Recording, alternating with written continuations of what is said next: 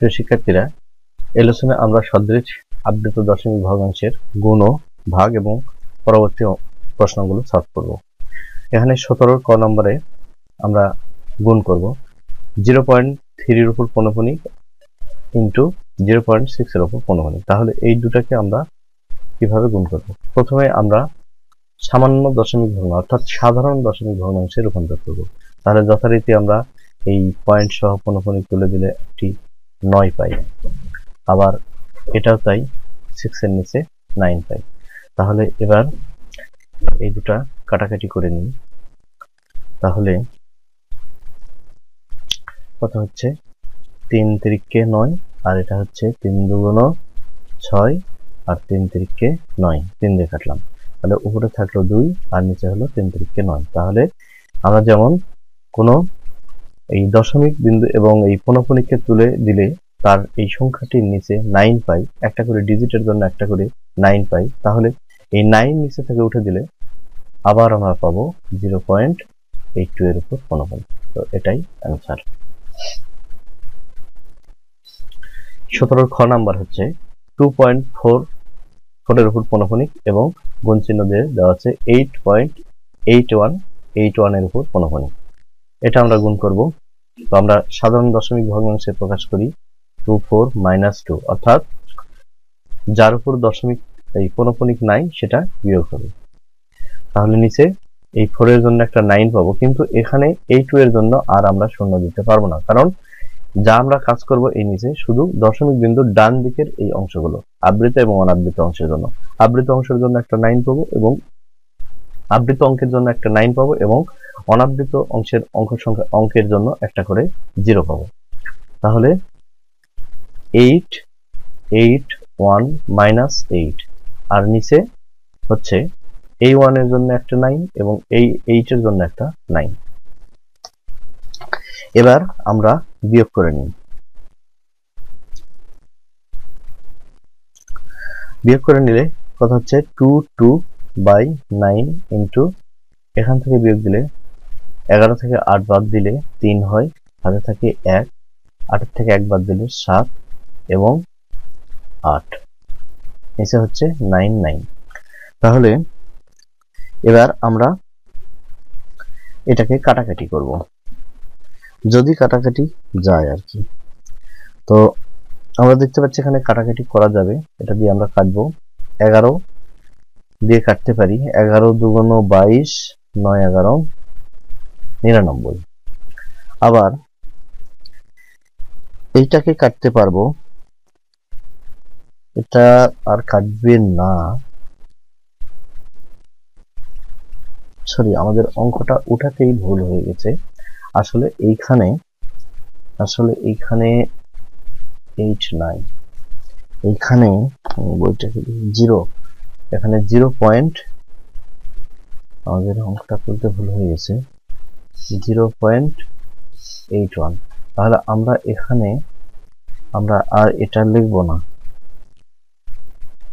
না, তাহলে 9 এটুকুই থাকছে, আর এটা আমাদের হচ্ছে না। তাহলে কত হচ্ছে? তাহলে আমরা আর কাটবো কি? আর কাটতে পারবো না। 81, এখানে আর বিয়োগ তো যায় না, সরি এখানে আর আমাদের বিয়োগ করতে হবে না। তাহলে আমাদের এখানে কত থাকছে? এখানে আমাদের ভুল হয়ে যায়, কাজ করতে লাগলে ভুল হবে, এটাই স্বাভাবিক। এখানে 81, তাহলে এবার এই 81 সাথে কাটলে কত হচ্ছে? 9। তাহলে এই 9 আমরা কেটে দিতে পারি, তাহলে হলো কত?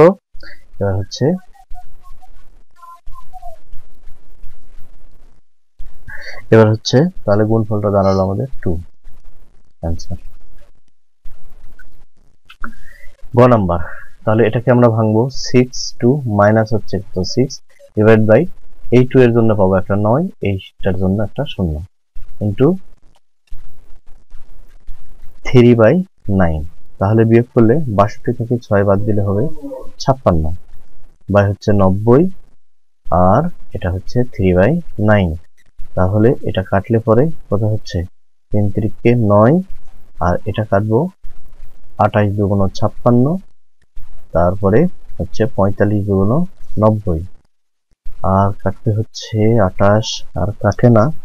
তো তাহলে আমরা এখন লিখবো হচ্ছে 28 বাই, এটা গুণ করলে 3 5 15, 5 3 4 12 আর 1 13, 135।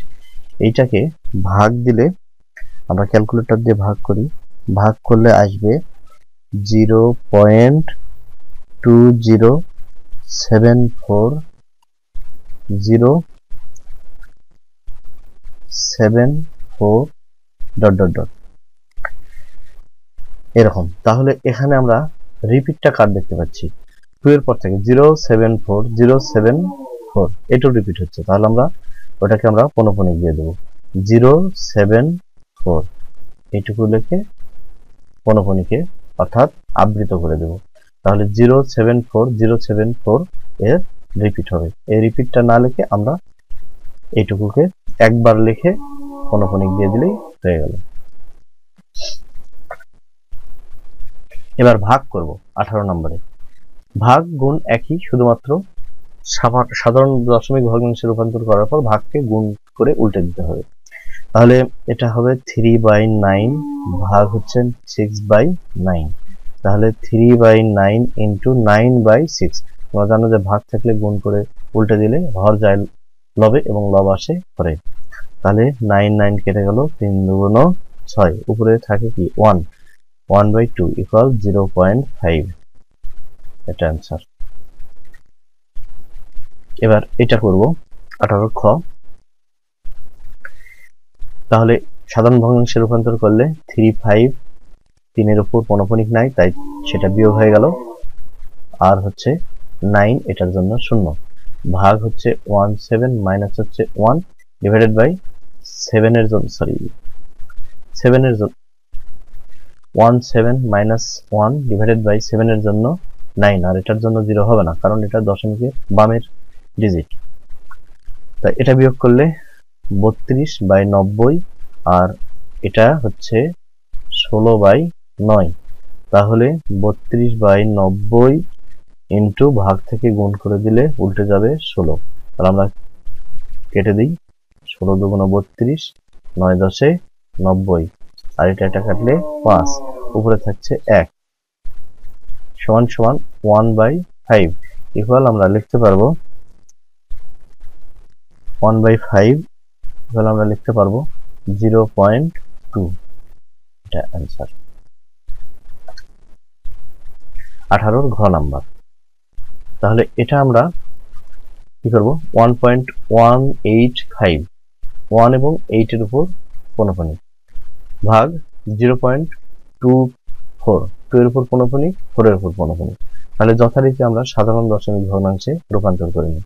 1185 মাইনাস হচ্ছে 1, যেটার উপর পনপনিক নাই বা পনপনিকের দশমিকের বামেরটা ওইটা আমরা বিয়োগ দেবো, উপরে কাজ হবে তার, কিন্তু নিচে এর কোনো কাজ হবে না, এই 1টার নিচে কোনো কাজ নেই।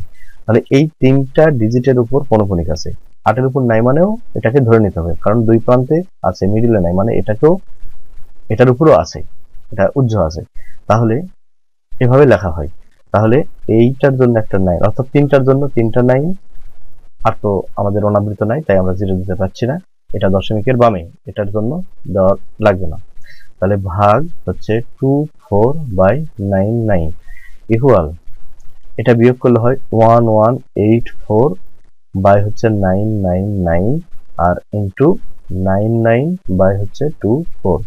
এখন আমরা একটু কাটাকাটি করব, এটাকে কাটলে হচ্ছে 9 দিয়ে কাটলে আমরা 11 দিয়ে 9 দিয়ে ভাগ করি তাহলে পুরো হবে 11, আর এটা হচ্ছে 9 দিয়ে ভাগ করলে 111, আর এটা কাটবে হচ্ছে আমরা এটা কাটতে পারবো আমরা 8 দিয়ে, যায় কিনা দেখি, 8 কে 8, এখানে 3 থাকবে, 38 হবে, 4 8 32, তাহলে 32 6 28 64 কাটবে, 3 8 24, আর এটাকে 8 দিয়ে কাটলে 8 কে 8, অবশিষ্ট হচ্ছে 3 আর 8 38, আর 4 8 32, আর এখানে 6 আসছে আর 4 হলো 64, 28 64। তাহলে আমাদের হচ্ছে উপরে আমরা 148 কে 11 দিয়ে গুণ করব। 148 গুণন 11 তাহলে কত হচ্ছে, আমরা গুণটা করে নিই। 148 গুণ 11 ক্যালকুলেটরে আমরা গুণ করলাম, আমি পেলাম হচ্ছে 1628। 1628 আর হচ্ছে এই 3 দিয়ে 111 কে গুণ করলে 333। এবার ক্যালকুলেটরে ভাগ করে দিই। ভাগ করলে আমরা পাবো 4.888, 4.888, আরো অনেক ডিজিট আছে 888, অর্থাৎ এই 8-এরই পুনরাবৃত্তি হচ্ছে। তাহলে আমরা এটাকে লিখতে পারবো 4.8 এর উপর 15, এটাই অ্যান্সার। এবার 19 নাম্বার অঙ্কে বর্গমূল নির্ণয় করব। এখানে প্রশ্নে বলা হচ্ছে যে বর্গমূল নির্ণয় করো 3 দশমিক স্থান পর্যন্ত এবং 2 দশমিক স্থান পর্যন্ত বর্গমূলগুলোর আসন্ন মান নির্ণয় করো। কথাটা হচ্ছে 3 দশমিক স্থান পর্যন্ত আমাকে বর্গমূল নির্ণয় করতে হবে, অর্থাৎ 3 দশমিক স্থান পর্যন্ত গিয়ে বাস আর নয়, দশমিকের পর 3টা ডিজিট আমরা 3টা ডিজিট পর্যন্ত ভাগফলটা নিব। এ পর্যন্ত করব 3টা ডিজিট পর্যন্ত, বা 4টা ডিজিট করতে পারে করে আমরা 3টা ডিজিট নিব। আর 2 দশমিক স্থান আমরা 3টা ডিজিট যেহেতু পর্যন্ত দিয়েছে, আমরা 3টা ডিজিট পর্যন্তই করব। আর 2 দশমিক পর্যন্ত স্থান পর্যন্ত বর্গমূলগুলোর আসন্ন মান নির্ণয় করব। এই কথাটা কি বুঝি এটা একটু দেখি। সাপোজ এরকম আছে 1.325, সাপোজ এরকম, তাহলে এটা হচ্ছে 3 দশমিক পর্যন্ত একটা দশমিক সংখ্যা। সেটাকে যদি আমরা 2 দশমিক পর্যন্ত স্থান পর্যন্ত আসন্ন মানে লিখি তাহলে হবে 32, আর এই 5 এর জন্য 5টাকে ভ্যানিশ করে এই 3 নাম্বার ডিজিটে, অর্থাৎ যেটাকে আমরা ভ্যানিশ করে দিয়ে আসন্ন মান লিখছি, সেই ডিজিটটা যদি 5 বা 5 এর চাইতে বড় হয়, 5, 6, 7 ইত্যাদি 5 এর চাইতে যদি বড় হয়, 5 বা 5 এর চাইতে বড় হলো, তার জন্য আমরা 1 পাবো। তাহলে এই 2 এর সাথে 1 যোগ করলে কত হচ্ছে 3। এইটা হচ্ছে ওই 2 দশমিক স্থান পর্যন্ত এই দশমিক সংখ্যাটার আসন্ন মান। তাহলে আমরা এখন 3 দশমিক স্থান পর্যন্ত বর্গমূল নির্ণয় করে তারপর 2 দশমিক স্থান পর্যন্ত তার আসন্ন মান নেব। এখন কথা হচ্ছে যদি এখানে 5 না থাকতো, যদি 4 থাকতো, তাহলে কিন্তু আমি নিতে পারতাম না, তখন কিন্তু 2 হতো, কারণ 4 5 এর নিচে। এটার জন্য আসন্ন মানে আমরা আগের ডিজিটে 1 যোগ করতে পারবো না। তাহলে আমরা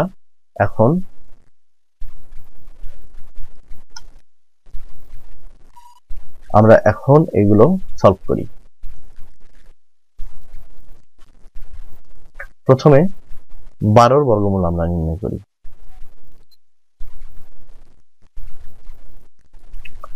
ক নাম্বারে আছে 12, এটার বর্গমূল নির্ণয় করব। তাহলে আমরা বর্গমূল নির্ণয় করার জন্য কি করব, এরকম ভাবে লিখবো, লেখার পর এইদিকে একটা টান দেব, আর হচ্ছে কি এটাকে জোড়া করে নেব। তাহলে কি দিয়ে ভাগ করলে, এমন একটা সংখ্যা এখানে নিব যে সংখ্যা দিয়ে সেই সংখ্যাকে গুণ করলে 12-র চাইতে ছোট হবে কিন্তু বড় হবে না। 4 নিলে 4 4 16, 12-র চাইতে বড় হয়ে যায়, 3 নিব আমরা। তাহলে 3 3 9, অবশিষ্ট কত থাকছে, অবশিষ্ট থাকছে হচ্ছে এখানে 3। তাহলে এইখানে যে ডিজিটটা আসলো এইখানে আমরা তার ডবল নেব, তাহলে 3 এর ডবল কত 6। এবার আমরা ভাগ করতে পারছি না, দশমিক দিব, তাহলে দশমিক দেওয়ার পর আমাদের অটোমেটিক্যালি শূন্য পাবো, কিন্তু বর্গমূলের সময় আমরা 2টা করে শূন্য নামাবো জোড়া জোড়া। আচ্ছা, তাহলে এবার আমরা এমন একটা সংখ্যা নেব যেটা দিয়ে ওই সংখ্যাটাকে গুণ করলে 300-র চাইতে ছোট হবে কিন্তু বড় হবে না। যদি আমরা এখানে 5 নিই তাহলে 5 5 25, আমরা তাহলে 5 দিয়ে 5কে এইটাই 65কে গুণ করলে কত দাঁড়ায়, 5 5 25, 5 6 30, বেশি হয়ে যাবে। যদি আমরা এখানে 4 নিই তাহলে 4 5 20, হাতে থাকে 2, 4 6 24 আর 2 26।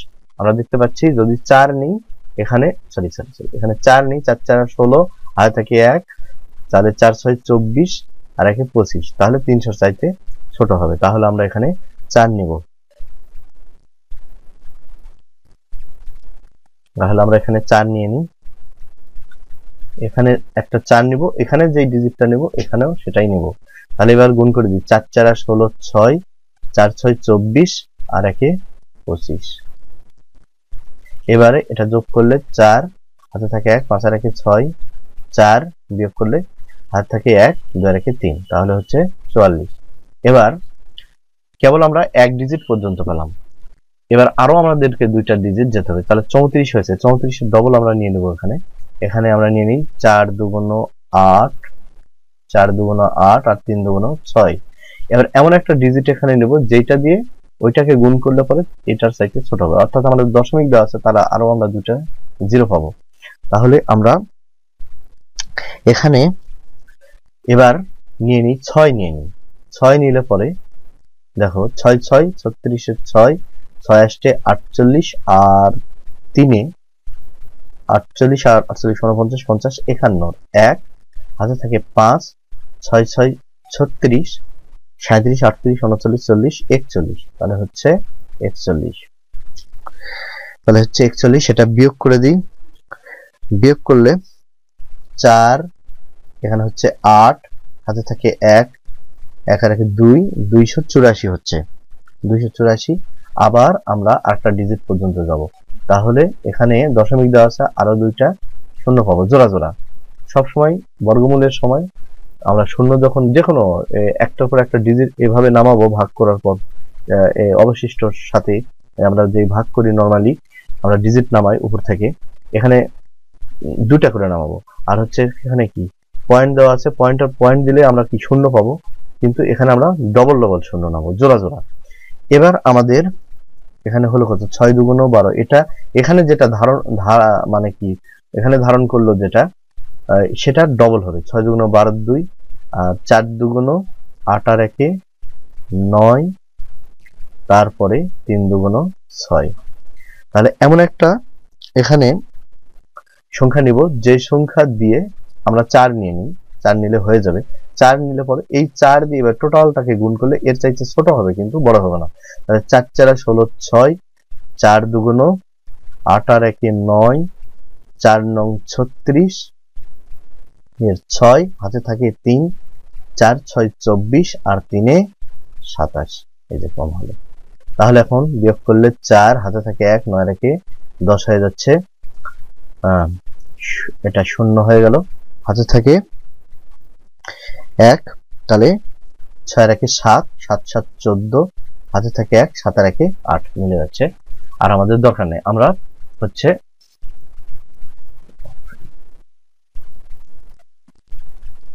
তাহলে এটা 3 দশমিক স্থান পর্যন্ত আমরা নির্ণয় করলাম।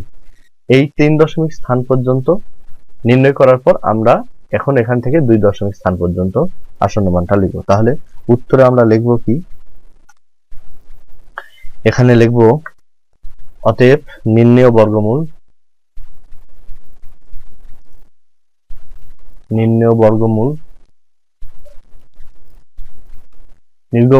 বর্গমূল অর্থাৎ √12 ইকুয়াল কত হচ্ছে,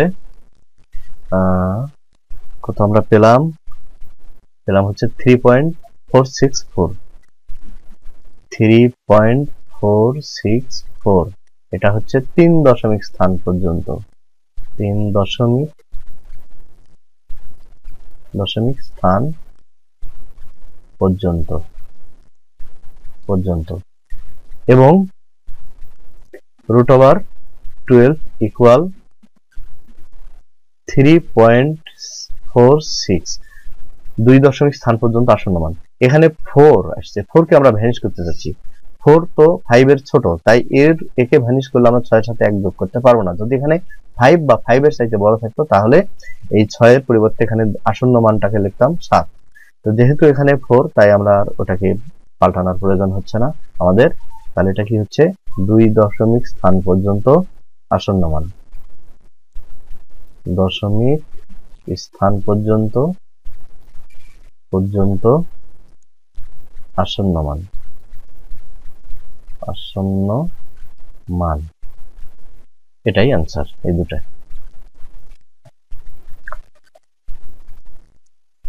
এবার আমরা বর্গমূল নির্ণয় করব 0.25, এই 25 এর উপর পনপনিক, অর্থাৎ খ নাম্বার। 19 এর খ নাম্বার করি আমরা। 19 এর খ নাম্বারে আছে হচ্ছে আমাদের বর্গমূল নির্ণয় করতে হবে 0.25 0.25 এর উপর পনপনিক। তাহলে আমরা বর্গমূলটা কি পাবো? এত এর বর্গমূল অর্থাৎ 0.25 এর বর্গমূল আমরা উপরেই লিখে দিই, যে জায়গার স্বল্পতা আমরা উপরে লিখি এত এর বর্গমূল ইকুয়াল কত?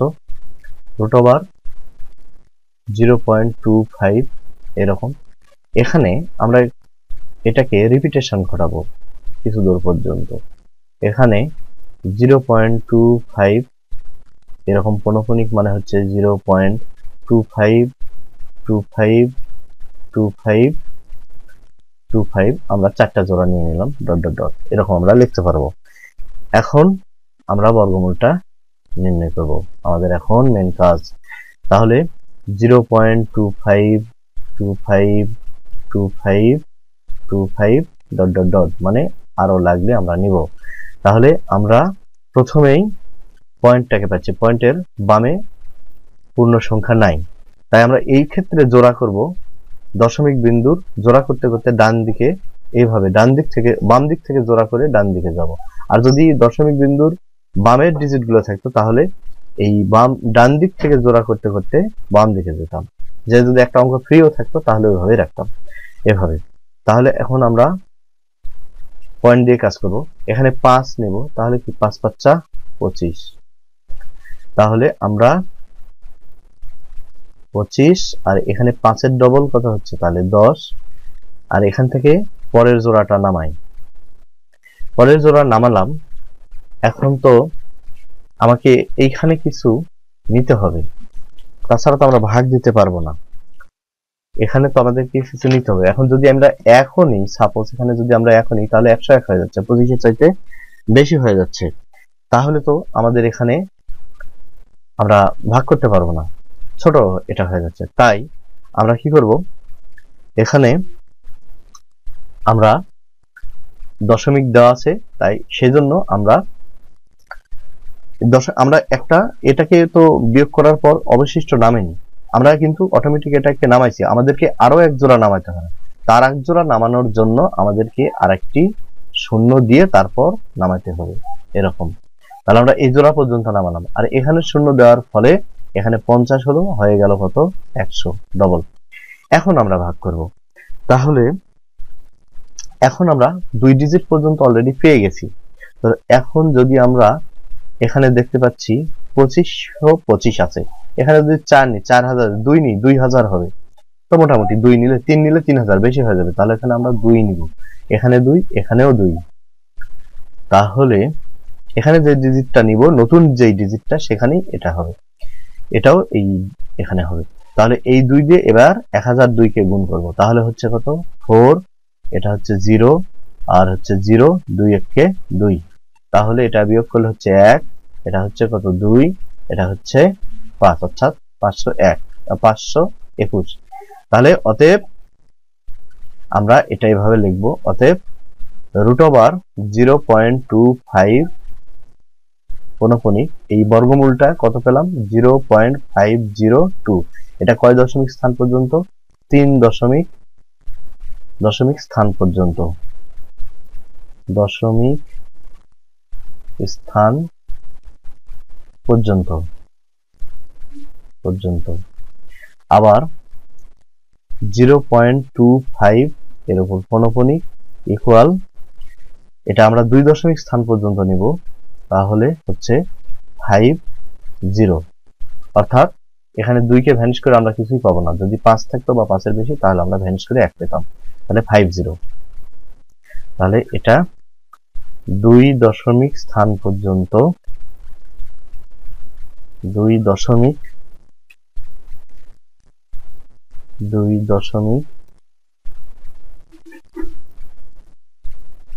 স্থান পর্যন্ত আসন্ন মান,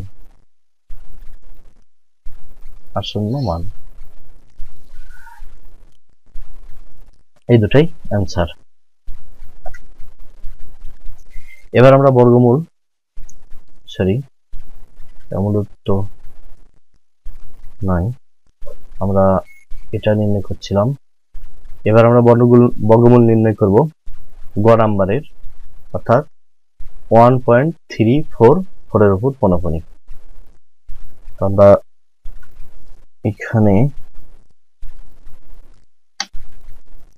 গ নাম্বার আছে 1.34 এর উপর পনপনিক। তাহলে এর বর্গমূল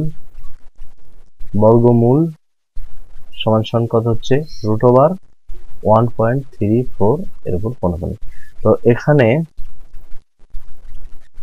1.34 এর উপর পনপনিক মানে হচ্ছে 1.3444444।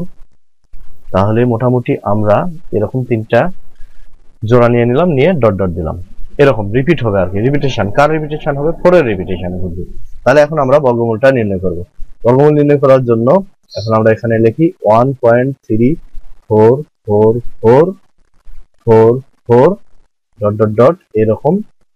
তাহলে আমরা জোড়া করব। দশমিকের বামে একটাই অঙ্ক, এটাকে জোড়া করার কোনো প্রয়োজন নাই। আর এই দিক থেকে জোড়া করতে করতে যাবো, দশমিকের ডানে বাম থেকে ডানে জোড়া করতে করতে যাবো। তাহলে এখানে 1 আছে, 1 কে আমরা কি দিয়ে ভাগ করবো, 1 দিই, 1 কে 1। তাহলে আমরা এটা অবশিষ্ট পাচ্ছি না, পয়েন্ট আছে, এই পয়েন্টটা তুলে দিলাম, যে দেখাচ্ছে 1 এর ডবল কত, 2। আমরা এক জোড়া নামাবো, 3 4। এবার আমরা যদি 2 নিই তাহলে 22 দুগুণ 44 হয়ে যাবে। আমরা 1 নেব, 1 নিলাম, তাহলে 21 কে 21। আবার এখানে বিয়োগ করলে কত হচ্ছে, 3, আর এখানে বিয়োগ করলে হচ্ছে 1। তাহলে আমরা দশমিক তো দিয়ে রাখছি, আরেক জোড়া নামাবো, 4 4। বারবার জোড়া জোড়া নামবে। তাহলে এখানে আমাদের কতবার দিব, আমরা এখানে দিব হচ্ছে এখানে আসবে হচ্ছে 5 বার। 5 বার দিয়ে দিলে পরে দেখি আমরা কত হচ্ছে। তাহলে আমরা প্রথমে একটা কাজ করে নিই, প্রথমে হচ্ছে এই 11 ডবল করে নিই, 22। আর এখানে আমরা যদি 5 বার দিয়ে দিই তাহলে 5 এই গুণ করে দিলে কত হচ্ছে, 5 5 25, 5 দুগুণ 10 আর 2 12, 2 হাতে থেকে 1, 5 দুগুণ 10 আর 1 11 হাতের 1।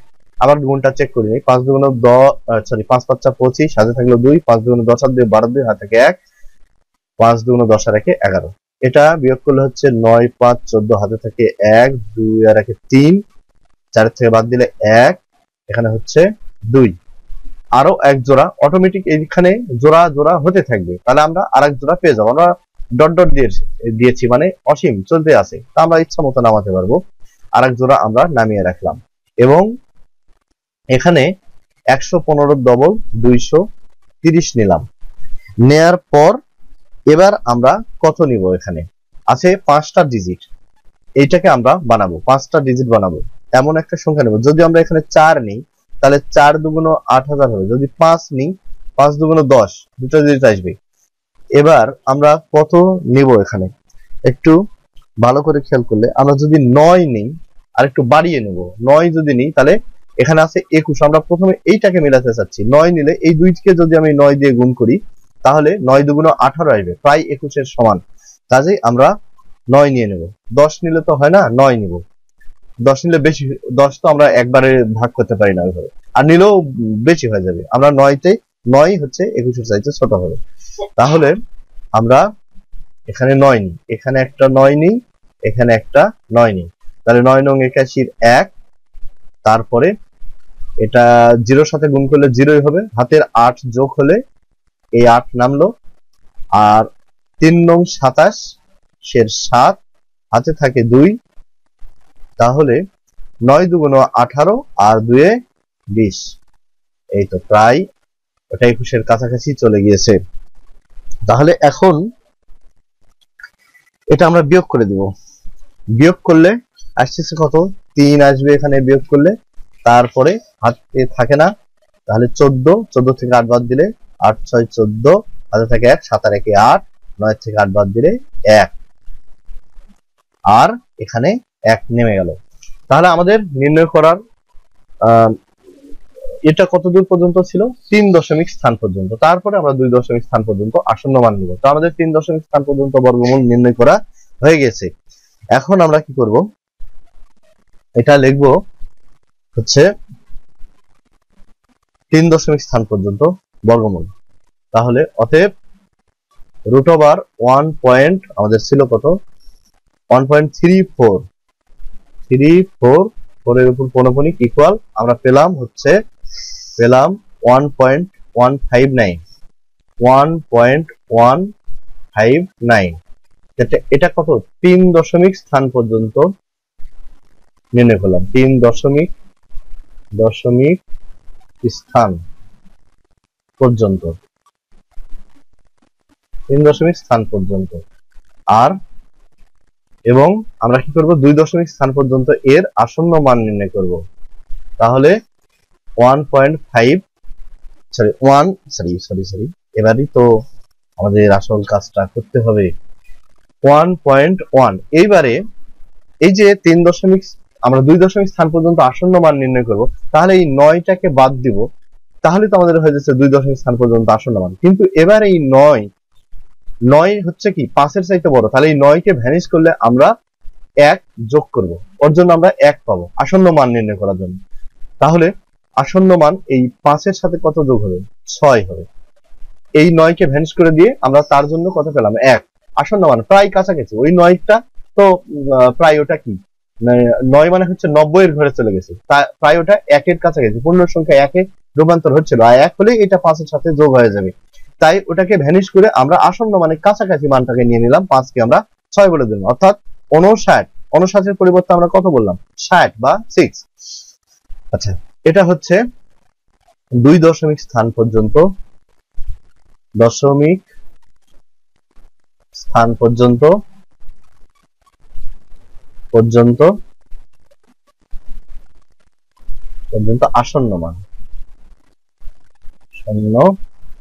আসন্ন মান এগুলোই অ্যান্সার। আচ্ছা, আরেকটি অঙ্ক আছে ঘ নাম্বার, তো আমি চাচ্ছি যে তোমরা এটা করে ফেলো, এটা পেরে যাবে। এইরকমই আমি তো অনেক কয়টা করে দিলাম, 3টা করে দিলাম, আসলে ওই একই, এখন সবগুলো একই নিয়মে, এটা আশা করি তোমরা পারবা সলভ করতে। আমি এবার পরের অঙ্কটাতে চলে যাচ্ছি। 20 নম্বরে প্রশ্ন হচ্ছে নিচের কোন সংখ্যাগুলো মূলদ এবং কোন সংখ্যাগুলো অমূলদ, এখান থেকে আমাদেরকে ফাইন্ড আউট করতে হবে। আমরা মূলদ অমূলদ সংখ্যার সংজ্ঞা থেকে পড়েছি যে সকল সংখ্যাগুলোকে পি বাই কিউ আকারে প্রকাশ করতে পারি সেই সংখ্যাগুলোকে বলা হচ্ছে মূলদ সংখ্যা, যেখানে পি এবং কিউ পূর্ণ সংখ্যা। এই সংখ্যা এটা সাধারণ একটা চেনার উপায়, অর্থাৎ যে সংখ্যাগুলোকে আমরা পূর্ণ সংখ্যা বা দুটা পূর্ণ সংখ্যার অনুপাত হিসাবে প্রকাশ করতে পারবো সেই সংখ্যাই হবে মূলদ সংখ্যা। তো মূলদ সংখ্যা হলো এই টাইপের সংখ্যাগুলো, এটা আবৃত, এটাও হবে মূলদ সংখ্যা, এটাকে আমরা দুটা পূর্ণ সংখ্যার অনুপাতে প্রকাশ করতে পারছি। যেমন হচ্ছে আমরা এটা আমরা ক নাম্বার 0.4 এর উপর পৌনঃপুনিক, তার মানে কি এটা 4/9, তাহলে দুটা পূর্ণ সংখ্যার অনুপাতে প্রকাশ করা যায়। তাহলে কি যা এটা আমরা লিখবো যা পি বাই কিউ আকারের তাই ইহা বা অতএব 0.4 হলো মূলদ সংখ্যা, মূলদ সংখ্যা। আবার এভাবে আমরা প্রকাশ করতে পারলাম বলে এটাকে বলা হচ্ছে মূলদ। এখানে আমাদেরকে বের করতে হবে যে কোনটি মূলদ কোনটি অমূলদ। এটা তাহলে √9 এটা কি একটি পূর্ণবর্গ সংখ্যা, 9 হচ্ছে পূর্ণবর্গ সংখ্যা, একে আমরা রুট করতে পারবো, রুট করলে কি পূর্ণ সংখ্যা আসবে। অর্থাৎ আমরা খ নাম্বারে √9 মানে কি 3, যা একটি পূর্ণ সংখ্যা। তো পূর্ণ সংখ্যাগুলো কি হয় মূলদ সংখ্যা হয়, অতএব √9 একটি মূলদ সংখ্যা।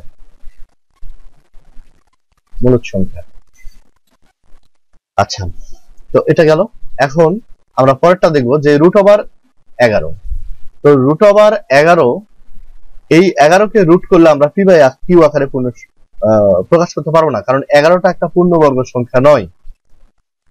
তাহলে একই জাস্ট আমরা শুধুমাত্র এখানে চেঞ্জ করে দিই, আমরা এখানে করব কি, গ নাম্বারে রুট ওভার 11। তো রুট ওভার 11 কি, যা পূর্ণবর্গ, এটাকে আমরা বর্গমূল করতে পারবো না। তাহলে এখানে আমরা লিখব গ নাম্বারে রুট ওভার 11, অর্থাৎ এখানে কি 11 পূর্ণবর্গ সংখ্যা নয়, পূর্ণবর্গ সংখ্যা নয়। অতএব পূর্ণবর্গ সংখ্যা না হলে সেটা মূলদ হবে না, এটা অমূলদ সংখ্যা, অমূলদ সংখ্যা, এটা অমূলদ সংখ্যা। আচ্ছা, তারপরে এখানে আছে কি রুট ওভার 6/, আমি আর করে দিচ্ছি না, এগুলো আমি বলে দিচ্ছি, তোমরা এইভাবে করে ফেলবা, এরকম ভাবে প্রসিডিওর গুলো মেনটেন করো, তাহলে হয়ে যাবে। এখানে রুট ওভার 6/3, 6 কি 6 একটা পূর্ণবর্গ সংখ্যা নয়, তাহলে রুট ওভার 6 হচ্ছে অমূলদ সংখ্যা। অমূলদ সংখ্যাকে 3 দিয়ে ভাগ করলে, মানে অমূলদ সংখ্যাকে আরেকটি পূর্ণ সংখ্যা বা যে কোনো সংখ্যা দিয়ে ভাগ করলে সেটা হবে কি আরেকটি অমূলদ সংখ্যা। কাজেই রুট ওভার 6/3 একটি অমূলদ সংখ্যা। এখানে এটা তো অমূলদ সংখ্যা অবশ্যই, 8ও পূর্ণ সংখ্যা নয়, পূর্ণবর্গ সংখ্যা নয়, 7ও পূর্ণবর্গ সংখ্যা নয়, ফলে আমরা এটাকে রুট করতে পারবো না। রুট করলে ফ্র্যাকশন আসবে এবং সেই ফ্র্যাকশন গুলো এরকম মিল হবে না। যেমন হলো আমরা রুট ওভার, সাপোজ আমরা যদি রুট ওভার 2 কে রুট করি, তাহলে এরকম রুটের মানে 1.4142 ডট ডট ডট, মানে কি এখানে কোনো মিল নাই, এখানে আমরা আবৃততে প্রকাশ করতে পারবো না, অনেক অসীম দশমিক ভগ্নাংশ, এবং এখানে আবৃত দশমিক ভগ্নাংশে প্রকাশ করতে পারবো না বলে এইগুলা অমূলদ সংখ্যা। যে সংখ্যাগুলো এইরকম আর কি, মানে আবৃত দশমিক অসীম দশমিক ভগ্নাংশ থাকলে সেটাকে আবৃততে প্রকাশ করতে পারবো না, সেটাই হবে অমূলদ সংখ্যা। এই সংখ্যাগুলোকে পি বাই কিউ আকারে প্রকাশ করা যায় না, এটাকে প্রকাশ করা যায় না বলে হচ্ছে এগুলো হচ্ছে অমূলদ সংখ্যা। তাহলে এর পরেরটা আছে রুট ওভার 27/√48, এটাও দুইটাই পূর্ণবর্গ সংখ্যা নয়, 27 এবং 48 কোনটাই পূর্ণবর্গ সংখ্যা নয়, ফলে এটাও হচ্ছে একটি অমূলদ সংখ্যা। এটা উপরেও দুটা পূর্ণ সংখ্যার অনুপাত এবং নিচেও দুটা পূর্ণ সংখ্যার অনুপাত, উপরেও মূলদ সংখ্যা নিচেও মূলদ সংখ্যা, দুটা মূলদ সংখ্যার অনুপাত আর একটি মূলদ সংখ্যা, কাজেই এটা হবে একটি মূলদ সংখ্যা। এটা অবশ্যই মূলদ সংখ্যা, কারণ এটা কি আবৃত দশমিক ভগ্নাংশ, আবৃত দশমিক ভগ্নাংশ গুলোকে আমরা পি বাই কিউ আকারে প্রকাশ করতে পারবো, কাজেই এটা হচ্ছে মূলদ সংখ্যা। এখন আমরা দেখি একটা সৃজনশীল অঙ্ক আছে তোমাদের 21 নম্বরে। এখানে আমরা সব অঙ্কগুলোই এই প্রশ্নগুলোই সলভ করেছি এর আগে, আমি জাস্ট তোমাদেরকে হিন্টস দিয়ে দেবো, তোমরা এটা করে ফেলবা। কি বলেছে উদ্দীপকে, যে হচ্ছে রুট ওভার 5 ও 4 দুইটি বাস্তব সংখ্যা, কোনটি মূলদ ও কোনটি অমূলদ নির্দেশ করে। আচ্ছা, ক নাম্বারটায় আমরা সলভ করি প্রথমে। এটা কিভাবে, রুট ওভার 5 এবং 4 এই দুটার মধ্যে কোনটি মূলদ এবং কোনটি অমূলদ, কিছুক্ষণ আগে আমরা যেটা করলাম আর কি। তাহলে 5 কি পূর্ণ সংখ্যা নয়, পূর্ণবর্গ সংখ্যা নয়, এটাকে পি বাই কিউ আকারে প্রকাশ করা যায় না, তাই এটা অমূলদ, এটা অমূলদ সংখ্যা। এবং 4 হচ্ছে কি একটি পূর্ণবর্গ সংখ্যা, এটাকে আমরা বর্গমূল নির্ণয় করতে পারি, এটা একটা পূর্ণবর্গ সংখ্যা এবং এটা একটা পূর্ণ সংখ্যা, তাই এটা মূলদ সংখ্যা। পূর্ণবর্গ সংখ্যা এবং পূর্ণ সংখ্যাগুলো সবসময় হবে কি মূলদ সংখ্যা। তাহলে রুট ওভার 5 হচ্ছে একটি অমূলদ সংখ্যা এবং 4 একটি মূলদ সংখ্যা, 4 মূলদ সংখ্যা, এটা নির্দেশ করে। খ নম্বরে বলা হচ্ছে রুট ওভার 5 এবং 4 এর মধ্যে দুটি অমূলদ সংখ্যা নির্দেশ করো। সেম অঙ্ক আমি প্রথম লেসনে করে দিয়েছি, একই অঙ্ক, এগুলো তোমরা দেখে দেখে করে নিবা। এটা হচ্ছে 10 এর ক নাম্বারে, এটা আমরা করেছিলাম এই ধরনের অঙ্ক। 0.31 এবং 0.12 এর মধ্যে দুটি অমূলদ সংখ্যা নির্দেশ করো। সেম ওখানেই একই কাজ, এইটা শুধু মানটা চেঞ্জ হবে, লেখাগুলো একই থাকবে, বসিয়ে দিলেই হয়ে যাবে। এবং ওটা, এবং আরেকটা অঙ্ক করেছিলাম যে হচ্ছে ওই খ নাম্বার 10 এর খ, 1/√2 এবং √2 এর মধ্যে একটি মূলদ ও একটি অমূলদ সংখ্যা নির্ণয় করে। তো একটি মূলদ মানে কি আরেকটিও নির্ণয় করা যাবে, ওইভাবে করে ফেলবে। আচ্ছা, আরেকটা হচ্ছে প্রমাণ করো যে রুট ওভার 5 একটি অমূলদ সংখ্যা। এটা একেবারে লেসনে, আমার লেকচারের প্রথম একবারে টিউটোরিয়ালের 1 নাম্বার যখন আমরা সলভ করা শুরু করেছি, প্রথম প্রশ্নটাই মনে হয় আমাদের ওইটা ছিল যে রুট ওভার 5 একটি অমূলদ সংখ্যা প্রমাণ করো। 9 নাম্বার প্রশ্নের ক নাম্বার, রুট ওভার 5 একটি অমূলদ সংখ্যা হুবহু। তাহলে এই সৃজনশীল প্রশ্ন সম্পর্কে তোমাদের ধারণা আসলো। একদিন আমি সৃজনশীল সম্পর্কে সৃজনশীল প্রশ্নগুলো আরো অন্যান্য সাবজেক্টে ফিজিক্স কেমিস্ট্রি ম্যাথমেটিক্স তো তো একটা অবশ্যই এটা দেব, এবং ফিজিক্স কেমিস্ট্রি এগুলোরও সৃজনশীল প্রশ্নের অ্যান্সারটা কিভাবে তোমরা দিবে এবং সৃজনশীল প্রশ্নগুলো কিভাবে মান বন্টন করা হয় এবং এগুলোর অ্যান্সার দেওয়ার নিয়মগুলো কোথায়, খাতা মূল্যায়ন বা কিভাবে করা হয়, এগুলো আমি ডিটেলস একদিন তোমাদেরকে সৃজনশীলের উপরে আমি একটা ধারণা দেবো। তো আজকে দেখি আরেকটি সৃজনশীল প্রশ্ন আমাদের এখানে আছে 22 নাম্বার, হচ্ছে n ইকুয়াল, উদ্দীপকে দেওয়া আছে n ইকুয়াল 2x - 1, যেখানে x ইজ ইন n, অর্থাৎ n বড় হাতের n টাকে কি বলা হয়, ন্যাচারাল নাম্বারের সেট। ন্যাচারাল নাম্বার মানে স্বাভাবিক সংখ্যা, যে সংখ্যাগুলো অর্থাৎ শূন্য থেকে বড় সকল ধনাত্মক পূর্ণ সংখ্যাই হচ্ছে স্বাভাবিক সংখ্যা। তো স্বাভাবিক সংখ্যা 1 2 3 4 এগুলো x এর মান কার মধ্যে আছে, ন্যাচারাল নাম্বার স্বাভাবিক সংখ্যার মধ্যে আছে, উদ্দীপকে এইটুকু বলে দেওয়া আছে। এখন ক নম্বরে বলা হচ্ছে 1.2 এর উপর পনপনি, একে সাধারণ ভগ্নাংশে প্রকাশ করো। এখন কথা হচ্ছে তোমাদের ক নাম্বারটা গণিতের ক্ষেত্রে, গণিতের সৃজনশীল প্রশ্নে হচ্ছে 3টা প্রশ্ন থাকে, তার মধ্যে ক কে প্রশ্নকর্তাকে স্বাধীনতা দেওয়া হয়, সেটা উদ্দীপককে ফলো করতেও পারে নাও পারে। এখানে যেমন ক নাম্বার প্রশ্নটার উত্তর দেওয়ার জন্য আমাদের উদ্দীপকের কোনো প্রয়োজন নেই, আমরা যদি উদ্দীপকটাকে ঢেকে দিই তাহলে আমাদের ক নাম্বার প্রশ্নের উত্তর দিতে আমরা সক্ষম হব। কিন্তু খ এবং গ নাম্বার প্রশ্নের উত্তর দেওয়ার জন্য অবশ্যই উদ্দীপকের প্রয়োজন আছে। আর যদি আমরা খ নাম্বার প্রশ্নের উত্তর এমনি এমনি দিতে পারি তাহলে আসলে সৃজনশীল প্রশ্নের কোনো ভ্যালুই থাকলো না, আসলে ওটা সৃজনশীল প্রশ্ন প্রকৃতপক্ষে নয়। আচ্ছা, তাহলে এখন আমরা এইটাকে সাধারণ ভগ্নাংশে প্রকাশ করব। তো এটা কি আর আমাকে করে দিতে হবে, এটা তো মুখে মুখে হয়ে যায়, 1 2 মাইনাস কি 1 ডিভাইডেড বাই কত। আচ্ছা করে দেই তারপরও। আচ্ছা দেখি, এটা একটু নতুন লাগছে মনে হচ্ছে। আচ্ছা ক নম্বরে আছে 1.2 এর উপর পনপনি, এটা আমরা সমাধান করি। কয় আছে কত 1.2 এর উপর পনপনি, এটাকে যদি আমরা সাধারণ ভগ্নাংশে প্রকাশ করি এরকম হবে, যার উপর পনপনি নাই সেটা বিয়োগ, এটা যেহেতু দশমিকের বামের ডিজিট তাই এটার কোনো নিচে কাজ নাই, শুধুমাত্র এটার জন্য একটা 9 বসিয়ে দেবো সুন্দর করে, তাহলে হয়ে গেল। এখন 12 থেকে 1 বাদ দিলে কত হচ্ছে 11/9। তো এটাই সাধারণ দশমিক ভগ্নাংশের প্রকাশ। একে আমরা এটা অপ্রকৃত ভগ্নাংশ মিশ্র ভগ্নাংশে রূপান্তর করতে পারি, আমরা এভাবেই রাখবো, কোনো সমস্যা নাই, তাতে আমাদের কোনো মাথা ব্যথা নাই। এখন এটা হচ্ছে কি খ নাম্বার, দেখাও যে n স্কয়ার কে 8 দ্বারা ভাগ করলে প্রতি ক্ষেত্রে ভাগশেষ 1 থাকবে। এরকম অঙ্ক আমরা প্রথম দিকে করেছি, তারপর আমি করে দিচ্ছি, এটা সলভ করে দিই। আচ্ছা খ নাম্বার হচ্ছে কি n স্কয়ার, n আমাদের কি আসলে n হচ্ছে 2x - 1, আমরা ওটা লিখে নিই, আমরা এটা এখন মিশিয়ে দিতে পারি, আমরা এটা ক্লিয়ার করে দিলাম। এটা আমরা প্রশ্নটা হচ্ছে আমাদের খ নাম্বার কি, দেখাও যে n স্কয়ার কে 8 দ্বারা ভাগ করলে প্রতি ক্ষেত্রে 1 অবশিষ্ট থাকবে। তাহলে 22 এর ক দেওয়া আছে, আমরা লিখে নিই, দেওয়া আছে হচ্ছে n ইকুয়াল কত 2x - 1। তাহলে এখানে n স্কয়ার সমান কত হচ্ছে, তাহলে 2x - 1 কে আমরা বর্গ করে দিই, তাহলে আমরা সূত্রটা ফেলে দিই, a - b হোল স্কয়ারের সূত্র a square minus 2ab plus b square, তাহলে কত হচ্ছে 4x square minus 4x plus হচ্ছে 1, 2 দুগুণ 4x। এখানে আমরা এবার 4 কমন নিব, 4x টা কমন নিলে এই দুটার মধ্যে 4x কমন নিলে এখান থেকে x বের হয়ে আসলে কত হয় x, আর এখানে 1 প্লাস হচ্ছে 1। তো এখানে এই রাশিটা এটা হচ্ছে এটাকে কি বলবো, ক্রমিক সংখ্যা। যদি এটা জোড় বা বিজোড় যেটাই হোক ক্রমিক সংখ্যা, যদি এটা এটা হচ্ছে x আর এটা তার থেকে 1 কম, তো এটা যদি সাপোজ এই সংখ্যাটা যদি আমাদের 5 হয়, তাহলে 5 এর থেকে 1 কম, তার মানে কত হচ্ছে এটা 4, তাহলে এই দুটো কি পরপর ক্রমিক সংখ্যা। আবার সাপোজ এই সংখ্যাটাকে ধরে নিলাম আমরা 2, তাহলে তার 2 এর থেকে 1 বাদ, তাহলে পরের সংখ্যাটা কত হচ্ছে 1, তাহলে আমরা বারবারই কিন্তু এই দুটা সংখ্যা কি পাচ্ছি, দুটা ক্রমিক সংখ্যা পাচ্ছি।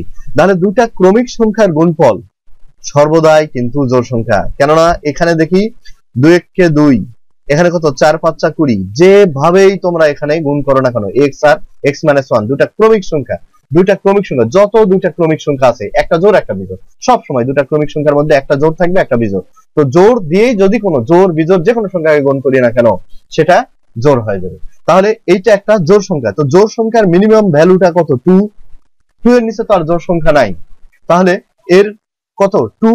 তাহলে এই দুটা সংখ্যার গুণফল কমপক্ষে 2 হবেই। তাহলে 2 হলে পরে তার সাথে 4 গুণ আছে, তাহলে কত লেখা যাবে? 4 দুগুণ 8। তাহলে আমরা একটু ক্লিয়ার করি, আমরা লিখব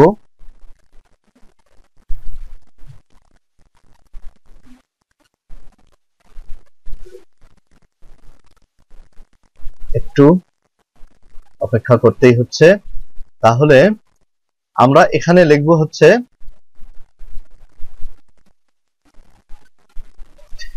এখানে 4x ইন্টু x মাইনাস 1 সর্বদাই 8 দ্বারা বিভাজ্য। তাহলে এটা যদি 8 দ্বারা বিভাজ্য হয় তার সাথে 1 যোগ, আর কি ভাগ যাবে? যদি সাপোজ এরকম 4 8 32, তো 32 কে 8 দ্বারা বিভাজ্য হয় 32, তাহলে 32 এর সাথে যদি আমি 1 যোগ করি তাহলে কত হলো? 33। 33 কে আমি 8 দিয়ে ভাগ করলে কত অবশিষ্ট থাকবে? 1। সর্বদাই 1 অবশিষ্ট থাকবে। তাহলে যে সংখ্যাকে আমি 8 দ্বারা ভাগ করতে পারবো তার সাথে 1 যোগ করলে বারবারই কি 1 অবশিষ্ট থাকবে। তাহলে এই সংখ্যাটা 8 দ্বারা বিভাজ্য, তার সাথে 1 যোগ আছে, মানে গোটা রাশিটা হচ্ছে 8 দ্বারা বিভাজ্য নয়, প্রতি ক্ষেত্রেই 1 অবশিষ্ট থাকবে। আচ্ছা, এখানে এটা 8 দ্বারা বিভাজ্য হলো কেন? কারণটা লিখে দিই। কারণ হলো এই x ইন্টু x মাইনাস 1 দুটি কি ক্রমিক সংখ্যা।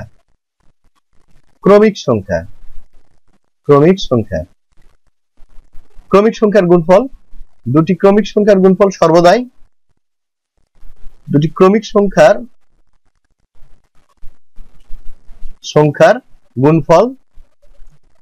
গুণফল কত? গুণফল একটি জোড় সংখ্যা হবে, একটি জোড় সংখ্যা। আর জোড় সংখ্যা হলে তো মিনিমাম জোড় সংখ্যার ভ্যালুটা কত? 2। তাহলে 4 দিকে গুণ করলে তো কত? 8 হবে। আচ্ছা, এই কারণে বিভাজ্য নয়। এবং তাহলে অতএব 4x into x minus 1 plus 1 রাশিটিকে 8 দ্বারা আমরা পরের পৃষ্ঠায় লিখি 8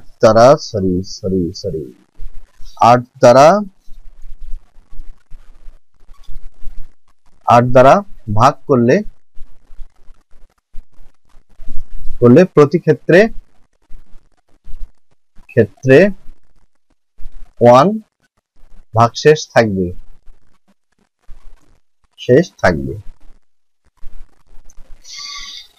এটা প্রমাণিত, 1 ভাগশেষ থাকবে। প্রমাণ কর যে রুট ওভার n একটি অমূলদ সংখ্যা যেখানে x ইকুয়াল 10। তো কিরকম হয় আমরা একটু দেখে নিই। রুট ওভার n 22 গ, আমরা এই অধ্যায়ের শেষ প্রান্তে চলে এসেছি। 22 গ দেওয়া আছে n ইকুয়াল কত? Root over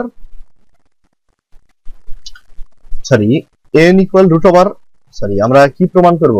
root over n, আমরা এটা না, রুট অফ n সমান দেওয়া আছে 2x মাইনাস 1। অতএব রুট ওভার n ইকুয়াল কত? Root over 2x minus 1। তো x সমান 10 হলে কত হচ্ছে? Root over n equal root over 2 into 10 minus 1 equal root over হচ্ছে কত? 20 মাইনাস 1 ইকুয়াল রুট ওভার 19। এখন আমরা এটা প্রমাণ করব রুট ওভার 19 একটি অমূলদ সংখ্যা। তো ধরি আমরা ওই রুট 5 যেভাবে করছি সেভাবেই করি, তাহলে আমরা রুট ওভার 9 প্রমাণ করব অমূলদ সংখ্যা 19। তো রুট ওভার 19 এখানে আমরা লিখি এভাবে, এখানে রুট ওভার 19 কে আমরা যদি বর্গ করি তাহলে কত আসে? যেহেতু এটা পূর্ণবর্গ সংখ্যা নয়, এমন একটা সংখ্যা নেই যাতে যেটা হচ্ছে 19 যেটাকে বর্গ করলে 19 এর চাইতে ছোট হবে। যদি আমরা 5 নিই, 5 5 25 হয়, 4 নিই, 4 4 16, আর হচ্ছে এর নিচে নেব 5, তাহলে কত, 5 5 25। তাহলে আমরা বুঝতেই পারছি যে √19 এর মান হচ্ছে 4 এবং 5 এর মাঝখানে।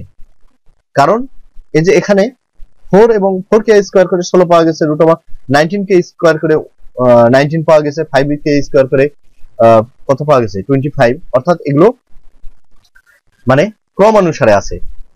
এবং 4 এবং 5 এর মাঝখানে আর কোন সংখ্যা, পূর্ণ সংখ্যা নেই। আমরা দুটো পূর্ণ সংখ্যা চুজ করছি, √19 এর যেন √19 এর মানটা এই দুই পূর্ণ সংখ্যার মাঝামাঝি থাকে, এই ধরনের আমরা দুটো পূর্ণ সংখ্যা চয়েস করছি। তো এই পূর্ণ সংখ্যা একটা হচ্ছে কত, 4, এবং আরেকটা হচ্ছে 5। তো এই দুই পূর্ণ সংখ্যার মাঝখানে আর কোনো পূর্ণ সংখ্যা আমাদের থাকতে পারে না। যদি 4 এবং 5 এর মাঝখানে কোনো সংখ্যা থেকে থাকে তাহলে সেই সংখ্যাটা হবে ভগ্নাংশ। তাহলে ভগ্নাংশটা হতে পারে সেটা মূলদ সংখ্যাও হতে পারে অথবা অমূলদ সংখ্যাও হতে পারে। তো আমরা ধরে নিব এই অঙ্কটা প্রমাণের ক্ষেত্রে যে √19 একটি প্রথমত মূলদ সংখ্যা। তো আমরা নেক্সটে চলে যাই।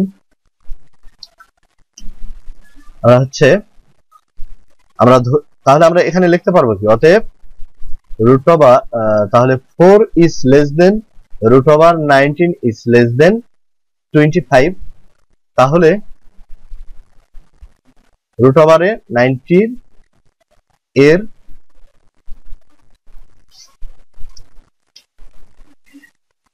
এটা 25 লিখলাম কেন, ভুল হয়ে যায়। আর আমি মাঝে মধ্যে আমার একটা বদ অভ্যাস হচ্ছে, আমি খুব ভুল করি। 19 is less than 5 এর মধ্যে আছে। তাহলে √19 হচ্ছে কি, পূর্ণ সংখ্যা নয়, পূর্ণ সংখ্যা নয়। তাই কাজেই √19 মূলদ বা অমূলদ হতে পারে।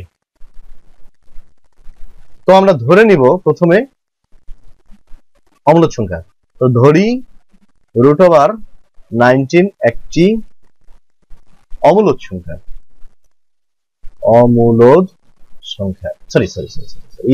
আবারও ভুল করলাম, একটি মূলদ সংখ্যা ধরবো আমরা, মূলদ সংখ্যা। কারণ আমরা মূলদ ধরবো, তারপরে মূলদের শর্তগুলো পূরণ যখন হবে না তখন আমরা সেটাকে বলে দেব অতএব আমাদের ধরার মধ্যে সমস্যা আছে, অতএব ইহা মূলদ হতে পারে না, অমূলদ সংখ্যা। তাহলে যেহেতু এটাকে আমরা ধরে নিলাম মূলদ সংখ্যা, তো মূলদ সংখ্যা ধরলে পরে মূলদ সংখ্যার ক্যারেক্টারটা কি রকম, মূলদ সংখ্যা ধরলে পরেই এইরকম হবে। তাহলে মূলদ সংখ্যা দুটা এরকম সংখ্যার অনুপাত p/q আকারের হবে, যেখানে p ও q পূর্ণ সংখ্যা ও পরস্পর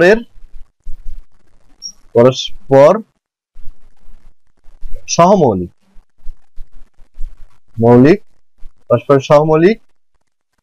q is greater than, নিচেরটা 1 অপেক্ষা বড়, এভাবে আমরা ধরে নিলাম।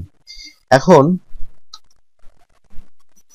তাহলে এখানে আমরা উভয় পক্ষকে আমরা এবার বর্গ করে দিব, বা হচ্ছে √19 কে স্কয়ার করলে ডান দিকে হবে স্কয়ার বাই হচ্ছে q স্কয়ার, বা √19 স্কয়ার রুট কেটে গেলে কি হয়, 19 ইকুয়াল স্কয়ার বাই হচ্ছে q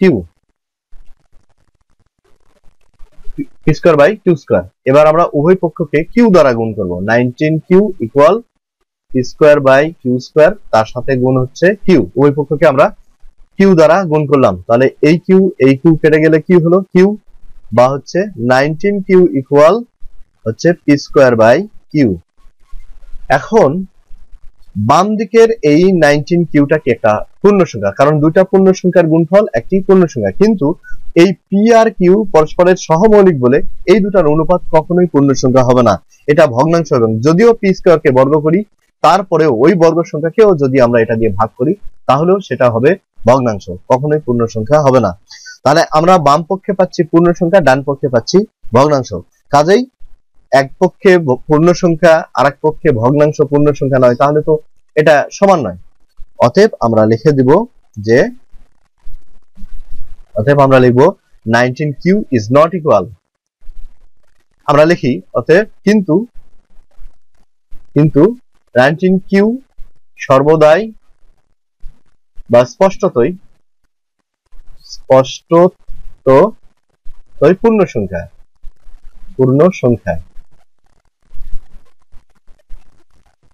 এবং p²/q পূর্ণ সংখ্যা নয়। অতএব এটা সমান হতে পারে না। 19q is not equal p²/q। তাহলে কি হবে? এটা সমান যদি না হয় তাহলে আমাদের কি ধরার মধ্যেই সমস্যা আছে। অতএব আমরা লিখব √19, আমাদের ধরেছিলাম কি এটা মূলদ সংখ্যা, এটা মূলদ হতে পারে না।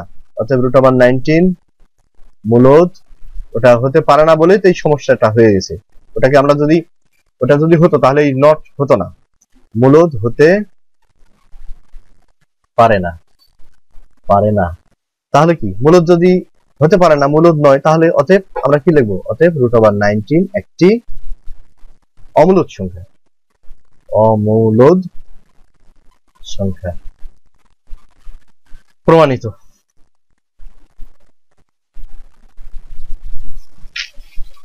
অমূলদ সংখ্যা। তো এই অধ্যায় শেষ শিক্ষার্থী বন্ধুরা। পরবর্তী অধ্যায়ের টিউটোরিয়াল দেখার আমন্ত্রণ জানিয়ে এখানে শেষ করছি। ধন্যবাদ সবাইকে, ভালো থাকুন।